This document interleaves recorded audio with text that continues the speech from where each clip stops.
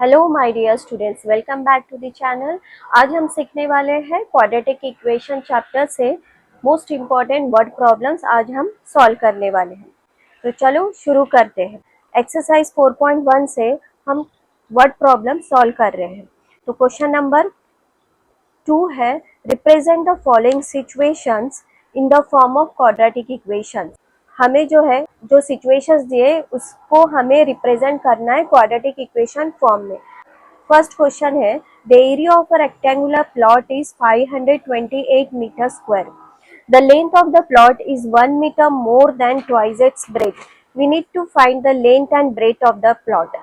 तो यहाँ पर हमें रेक्टेंगुलर प्लॉट दिया है। यहाँ पर हमें रेक्टेंगुलर प्लॉट का एरिया दिया है जो है 528 मीटर स्क्वायर, और यहाँ हमें लेंथ और ब्रेथ निकालना है रेक्टेंगुलर प्लॉट का। तो जो पूछा गया है उसी से हम स्टार्ट करेंगे बच्चों। यहाँ पे लिखना है, let the breadth of rectangular plot be x metre. तो लेंथ कितना हो गया, तो सिचुएशन क्या दिया है, the length of the plot as per the condition, the length of the plot is 1 metre more than twice its breadth. Length of the plot is 1 metre more than twice its breadth. तो यहाँ पर length क्या हो गया, length it will become twice its breadth. Twice the breadth मतलब 2 times x, but 2 times x, the length of the plot is 1 meter more than twice its breadth का है। तो हमें 2 times breadth प्लस हमें 1 करना होगा। तो ये हो गया length of the rectangular plot. अब जो है एरिया ऑफ द रेक्टेंगल हम कैसे लिखते हैं बच्चों, तो area of the rectangular plot it will be length into breadth, यही होता है, करेक्ट। तो अब यहाँ पर जो है एरिया हमें पहले से ही दिया है as per the question. The area given is 528 metre square. Length हमें दिया है as per situation 2x plus 1। Breadth हमने x एज्यूम किया था, ठीक है। अब जो है इसे हम सिंप्लीफाई करेंगे। हमें सिर्फ क्या करना है, quadratic equation as per the situation हमें रिप्रेजेंट करना है। तो 528 it will become 2x into x, it is 2x square plus x, ठीक है। तो अगर हमें 528 को राइट साइड में शिफ्ट करना है, it will become plus x minus 528 equals to 0। तो this is the quadratic equation representing the situation, ठीक है। अब जो है हम नेक्स्ट क्वेश्चन सॉल्व करते हैं बच्चों। The product of two consecutive positive integers is 306। यहाँ पर दिया है the product of two consecutive the product of two consecutive positive integers is 306. We need to find the integers. हमें integers निकालना है। तो हमें जो है consecutive integers को assume करना होगा।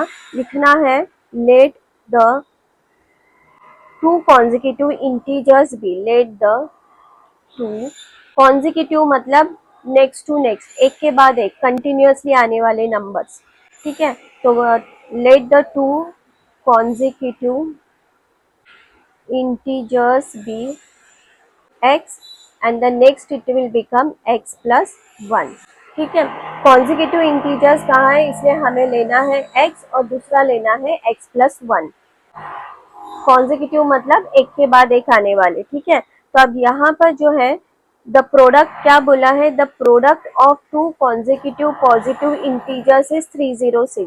तो यहाँ पर हम x को मल्टीप्लाई करेंगे x प्लस 1 से और हमें मिलेगा 306 एज पर द सिचुएशन। तो ये जो है सिंप्लीफाई करने पर हमें मिलेगा इज इक्वल टू 306। तो ये हमें मिलता है x square plus x minus 306 is equal to 0। This is the quadratic equation representing the situation. Now we are going to solve the next question. Rohan's mother is 26 years older than him. The product of their ages 3 years from now will be 360. We would like to find the Rohan's present age. ठीक है, तो यहीं से हमें start करना है। Let Rohan's present age be say x years. तो as per the first condition क्या बोला है, Rohan's mother is 26 years older than him. तो mother's age will become, mother's present age क्या हो गया बच्चों, mother's present age x plus 26, मतलब 26 ईयर्स ओल्डर है than the Rohan. The product of their ages 3 years from now, 3 years from now बोला है, मतलब after 3 years Rohan's age will become x plus 3 and mother's age will become x plus 26 plus 3, मतलब ये हो गया है x plus 29। ठीक है, अब कंडीशन फिर से पढ़ना है, सिचुएशन जो क्वेश्चन में दिया उसके हिसाब से क्या बोला है, the product of their ages 3 years from now will be 360। इनका प्रोडक्ट कितना दिया है, x plus 3 multiplied by x plus 29। तो प्रोडक्ट हमें दिया गया है एज पर द सिचुएशन 316। अब हम इसे सिंप्लीफाई करेंगे क्योंकि हमें जो है क्वाड्रेटिक इक्वेशन फॉर्म में रिप्रेजेंट करना है। तो पहले x से हम पूरे ब्रैकेट को मल्टीप्लाई करेंगे, तो एक्स स्क्वायर प्लस 29x, फिर उसके बाद हमें 3 से मल्टीप्लाई करना है पूरे ब्रैकेट को, तो it becomes 3 into x plus 29 into 3, it will become 87। और ये जो 360 है इसको हम लेफ्ट साइड में शिफ्ट कर देते हैं, तो इट विल बिकम माइनस 360। ये हमें क्या मिला बच्चों, x square plus 32x minus 273 equals to 0। ठीक है, तो ये हमने क्वाड्रेटिक इक्वेशन फॉर्म में रिप्रेजेंट करके बता दिया है। अब हम नेक्स्ट क्वेश्चन करते हैं। A train travels a distance of 480 kilometre at a uniform speed, मतलब एक यूनिफॉर्म स्पीड से ट्रेन ट्रैवल कर रही है और उसे डिस्टेंस कवर करना है 480 किलोमीटर का। अगर if the speed has been 8 kilometre per hour less than it would have taken 3 hours more to cover the same distance, मतलब 480 किलोमीटर डिस्टेंस कवर करने के लिए वो 3 hours ज़्यादा ले लेगी अगर उसका स्पीड हम 8 किलोमीटर पर आवर से कम कर देते हैं। ठीक है, हमें जो है निकालना है speed of the train. Speed of the train यहाँ पर नहीं दिया है तो हम वहीं से स्टार्ट करेंगे। Let us assume the speed of the train be x kilometre per our.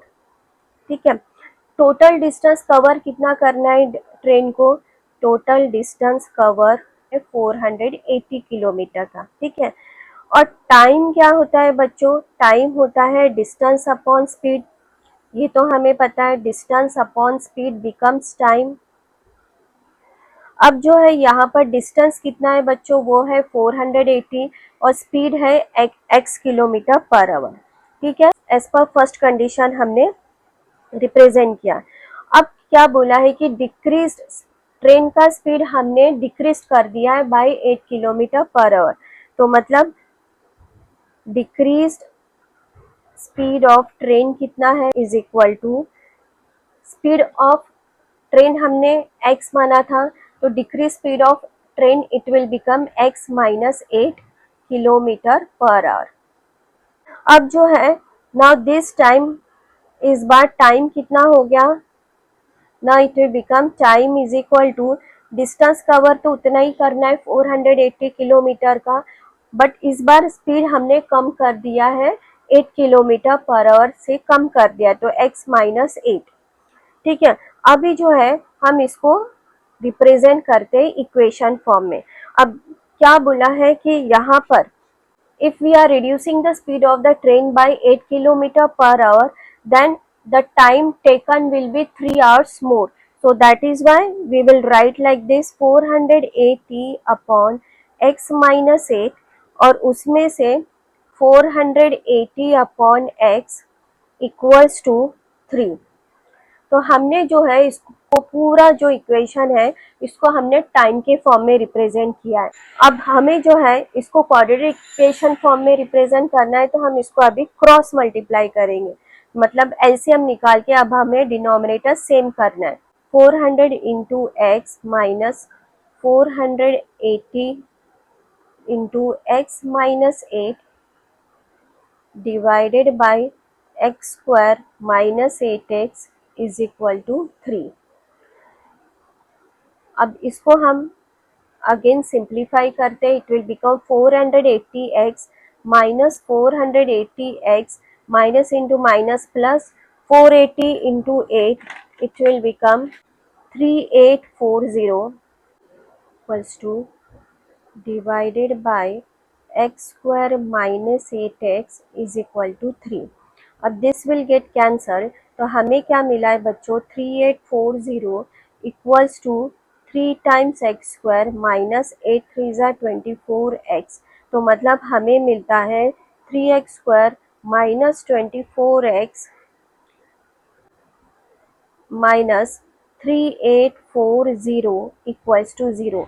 This is our required quadratic equation. अगर आप नोटिस करोगे बच्चों तो ये सारे जो है 3 के मल्टीपल है, तो हम डिवाइड बाई 3 कर देते हैं. It will become x square minus 3 8 ज़ा 24 माइनस 1280 इक्वल्स टू 0. ठीक है, तो इस तरीके से हमने सारे वर्ड प्रॉब्लम सॉल्व कर लिए. हमें जो है यहाँ पर रूट्स नहीं निकालना है बच्चों, हमें सॉल्यूशन नहीं निकालना है, हमें जस्ट क्वाड्रेटिक इक्वेशन रिप्रेजेंट करना है.